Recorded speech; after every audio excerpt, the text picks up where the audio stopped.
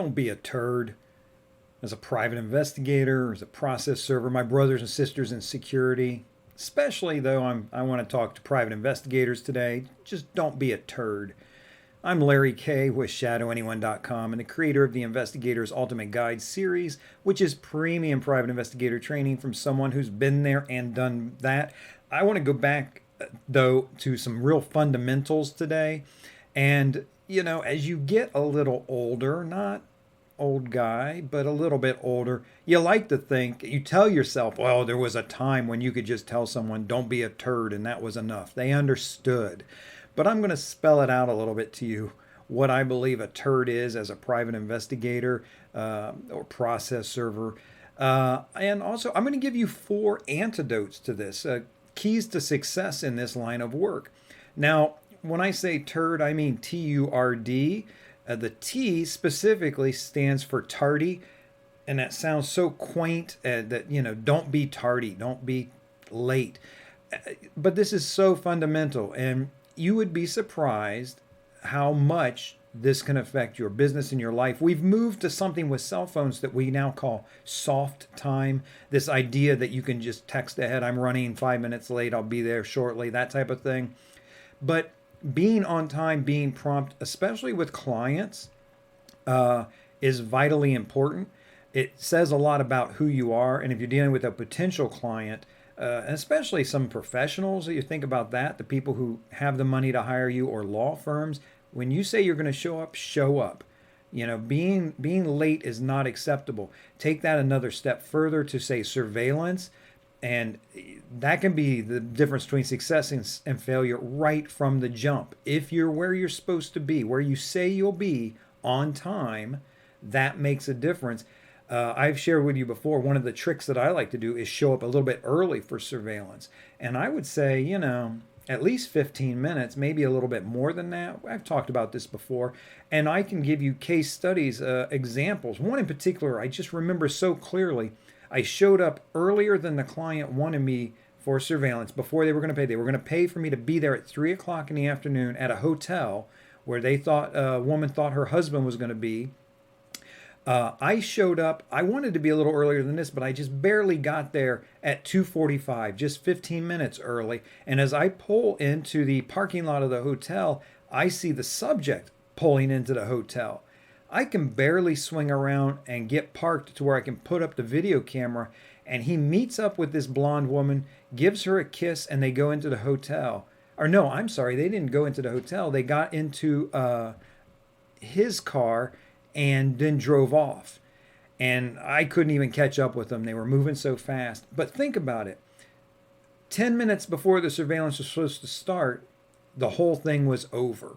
If I had gotten there at 3, I would have shown up. His car was not there. I didn't know her car. I would have sat around for the 3-hour minimum that the client wanted and come up blank. And I know this because I did. I ended up doing the 3 hours. I looked all over at restaurants and whatnot for them. I couldn't find them. And I went back and I sat on her car hoping that they would show up, and they didn't. So there's an example. 3-hour surveillance.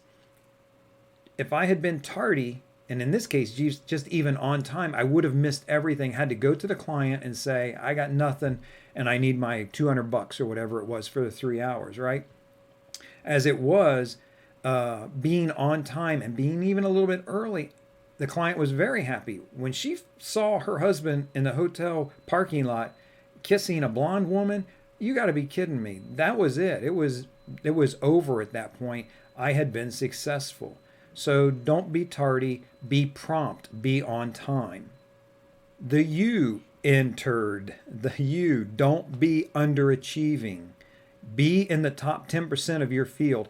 I'm convinced, and I learned this originally, I believe it was from Brian Tracy, business speaker and coach and guru, if you will.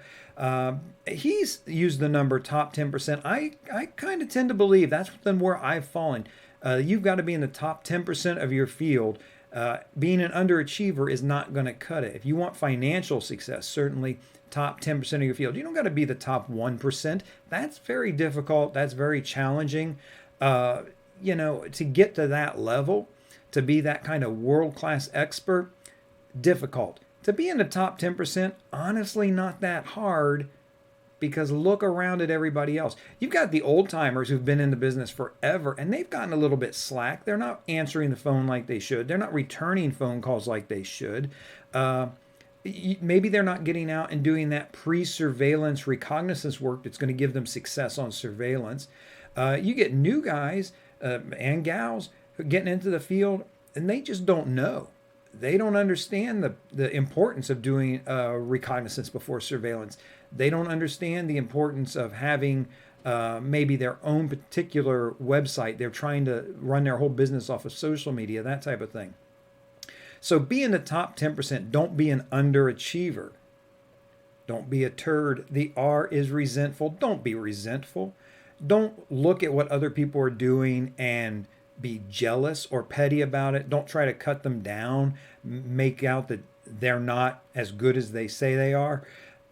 Don't be resentful. There's two ways to have the tallest building in town. One is to tear down all the other buildings until yours is the tallest. But the best way is to just build the tallest building in town. Don't resent the other person for the success that they're having. So what's the antidote to this? What's the solution to the resentfulness? It's be magnanimous. And be willing to praise where praise is due. They're really good at this. That's an area they specialize in.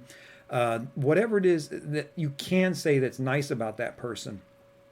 I would expand just a little bit and say, in addition, use a lot of gratitude.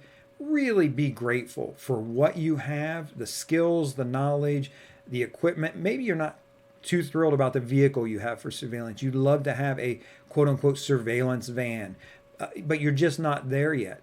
Don't go into debt about that. Don't be spending a lot of money for something that may or may not pay off for you. Be grateful for what you've got and use what you've got. I'll tell you what, I pride myself on being able to do more with nothing than anybody else. I just have developed over the years the skills and the understandings, and part of it is starting out with essentially no money, being broke so often, and it's rough. I get it. But here's where you carry your business. It's up here. What you have in your head is where you can have success. You may need some minimum equipment. Obviously, for surveillance, you're going to need a good enough camera and a good enough vehicle. But that doesn't mean going deep into debt over this type of thing. Maybe not into debt at all. You can find solutions. But don't be resentful of the other guy that he's got better business cards or a nicer website or, forgive me with the social media stuff, the number of followers or those kind of vanity metrics. Forget about it. Just be grateful, magnanimous towards them, give them their due for what they're due, and be grateful for what you've got. Don't be a turd. That leaves us with the letter D. I don't think you could possibly guess what I have in mind for the letter D, but don't be a dude. Now, what do I mean by that? Don't be a dude. We kind of think of it in the modern era, especially after coming through the 60s, and we refer to ourselves or other people as, hey, dude, can you help me with this? Or he's a good dude, that type of thing. But dude, originally the way it was used was by a gentleman who was kind of dressed a little too fancy and a little too nice. And in fact, if you go back to the origins of the phrase dude ranch, these ranches out west, we think of them as city folks and modern day folks and whatnot as cowboy ranches, places of rustling cattle and that type of thing. But the term dude ranch actually referred to a ranch where these Easterners from New York and the East Coast would come out and kind of pretend to be cowboys. They would get the gear, the chaps and the hat and the spurs and the boots, and they would ride around on the horses, but they were just dudes. They were overly dressed, and they really couldn't do what needed to be done. I'm saying don't be a dude. And in this case, I mean, don't be an imposter. If you're going to be a private investigator, be a private investigator. Do it right. Be professional. Don't think that dressing a certain way makes you a private investigator or having access to certain databases makes you a private investigator. Don't be an imposter. Don't be a dude. So the antidote to that, be authentic, be genuine. If you don't know something, you don't know something. And there's no shame in admitting that. I have a whole post, an article over at shadowanyone.com about that, what I call the secret integrity handshake. If you don't know something, say you don't know it. If you do know something, be bold about that. Be forward about it, not in a cocky way, but if someone's trying to make a bad decision on a case, on the way they think that someone should be found, on a repossession, on a background check, here's what you'll hear all the time from amateurs that call you up to hire you. They've tried to do their own background check and they say, I went to the court website, there's nothing there. Or maybe there's an old speeding ticket from 6 years ago. But what I need is for you to really dig in and get the dirt. Okay. You don't have to explain to them how wrong and ignorant they are. You just have to be able to do the job. So you know that most likely they only checked the lower court records online and didn't think to check the upper court records, which means there could be felonies that they're missing. They've checked on the misdemeanors and they found nothing, but there could be felony charges. Or you go over to that common pleas or upper court, and this has happened to me many times. You come up clean on the criminal side, but there are civil litigations over there where they've been sued or where they've sued someone, and there's information there for you. Go back to that little 6-year-old traffic ticket that they found that they think is worthless and not important. There's information there that can help you. What's the address? Recently, I was working and a guy in my town, big city, had an old traffic violation come up, but it was for another major metropolitan area, also in the state, but not around here. The key thing, and if you're a professional, you understand immediately, that means it was in a different county. And boy, I can know this person I know about this person. I know what's going on. I know the case involved. There's no way this person has lived in my county for any length of time without getting criminal offenses against him.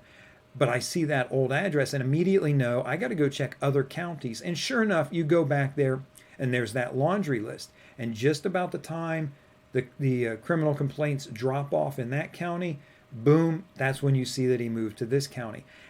Again, don't be an impersonator. Don't be a dude. Have those actual skills. And look at what I just described to you. How much did I pay in database searches for that? Nothing. Nothing. It's an open court index website that's available online to anybody. But you got one person, a client, who thinks they know what they're doing. They're an imposter. They're a dude. They tried to do their own searches. And they did pretty well. Honestly, the fact that they got that far, I'll give them credit for that. But when they come to the professional, when they come to you as an authentic, genuine professional who knows what they're doing, that's the key element there. So don't be a turd. Avoid the 4 things we've talked about here and look at these 4 antidotes that I've given you and practice those for success in this field, for success in life. I could be teaching this just as easily to plumbers or electricians or school teachers or anybody. These elements of gratitude and professionalism and promptness, these types of things, they pay for everybody. I'm just trying to zero you in our line of work so that you can have more success and be able to continue to do the things that you love to do. If some of the techniques or something I've talked about here are new or surprising to you, I have resources out there. I have 51 weird private investigator tricks that actually works. That's a really inexpensive little ebook that I have over at Amazon. You can pick that up and it's got 51 kind of clever resources and sources and methods you can use, sort of like the ones we've talked about here, but even more and more in depth. And then surveillance, I've got the Investigator's Ultimate Guide to Surveillance. If you need to add some money to your bottom line, the Investigator's Ultimate Guide to Process Serving over at shadowanyone.com. Check that out. And then, of course, my latest book that's out, How to Make Money as a Private Investigator, really ties in when you have these skills, how do you turn them into revenue? And remember, do the right thing, even if it's the hard thing.